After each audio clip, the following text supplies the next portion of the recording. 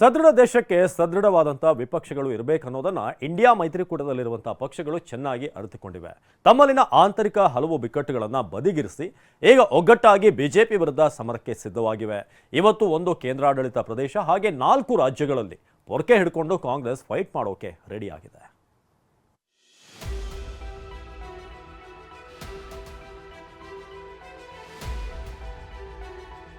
ಪೊರಕೆ ಹಿಡಿದ ಕೈ, ಸೀಟು ಹಂಚಿಕೆ ಈಗ ಅಧಿಕೃತ.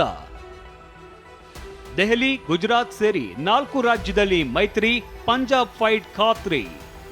ಸಾಕಷ್ಟು ಹಗ್ಗಜಗ್ಗಾಟದ ಬಳಿಕ ಇಂಡಿಯಾ ಮೈತ್ರಿಕೂಟದಲ್ಲಿ ಮಿತ್ರ ಪಕ್ಷಗಳ ಜೊತೆ ಸೇರಿ ಒಂದೊಂದೇ ರಾಜ್ಯದಲ್ಲಿ ಕಾಂಗ್ರೆಸ್ ಮೈತ್ರಿ ಕುದುರಿಸಿಕೊಳ್ತಾ ಇದೆ. ಅರವಿಂದ್ ಕೇಜ್ರಿವಾಲ್ ನೇತೃತ್ವದ ಆಪ್ ಪಕ್ಷದ ಜೊತೆಗೆ ದೆಹಲಿ, ಗುಜರಾತ್, ಹರಿಯಾಣ, ಚಂಡೀಗಢ ಮತ್ತು ಗೋವಾದಲ್ಲಿ ಆಪ್ ಮತ್ತು ಕಾಂಗ್ರೆಸ್ ಕ್ಷೇತ್ರಗಳನ್ನ ಹಂಚಿಕೊಂಡಿವೆ. ಇವತ್ತು ದೆಹಲಿಯಲ್ಲಿ ಈ ಬಗ್ಗೆ ಅಧಿಕೃತ ಘೋಷಣೆ ಹೊರಬಿದ್ದಿದೆ. ದಿಲ್ಲಿ ಲೋಕಸಭಾ ಮಹೇಶ್ ಹೆಬ್ಬಾ ಕಾಟ್ಲಾ ಮೀನು ಕೃಷಿಯಲ್ಲಿ ಎಕರೆಗೆ 3 ಲಕ್ಷ ಗಳಿಸ್ತಿದ್ದಾರೆ. ನೀವು ಕೂಡ ಅವರಿಂದ ಕಲಿಬೇಕಾ? ಅವ್ರ ಜೊತೆ ವಿಡಿಯೋ ಕಾಲ್ನಲ್ಲಿ ಮಾತಾಡಬೇಕಾ? ಈಗಲೇ ಫ್ರೀಡಮ್ ಆಪ್ ಡೌನ್ಲೋಡ್ ಮಾಡಿ. में 7 सीटें हैं. आम आदमी पार्टी 4 पे लड़ेगी. वो 4 सीटें नई दिल्ली, वेस्ट दिल्ली, साउथ दिल्ली और ईस्ट दिल्ली. कांग्रेस पार्टी 3 सीटों पर दिल्ली में चुनाव लड़ेगी. चांदनी चौक, नॉर्थ ईस्ट और नॉर्थ वेस्ट.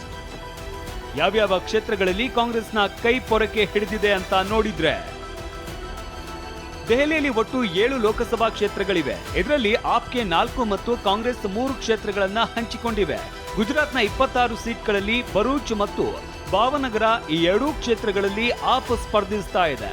ಉಳಿದ 24 ಕ್ಷೇತ್ರಗಳಲ್ಲಿ ಕಾಂಗ್ರೆಸ್ ಅಭ್ಯರ್ಥಿಗಳು ಅಖಾಡಕ್ಕೆ ಇಳಿಯಲಿದ್ದಾರೆ. ಹರಿಯಾಣದಲ್ಲಿ 10 ಕ್ಷೇತ್ರಗಳಿವೆ. ಇದರಲ್ಲಿ ಕುರುಕ್ಷೇತ್ರವನ್ನ ತಾನು ಪಡೆದುಕೊಂಡ ಪೊರಕೆ ಪಾರ್ಟಿ ಉಳಿದ 9 ಸೀಟ್ಗಳನ್ನ ಭಾರತೀಯ ರಾಷ್ಟ್ರೀಯ ಕಾಂಗ್ರೆಸ್ ಅಭ್ಯರ್ಥಿಗಳಿಗೆ ಬಿಟ್ಟುಕೊಟ್ಟಿದೆ.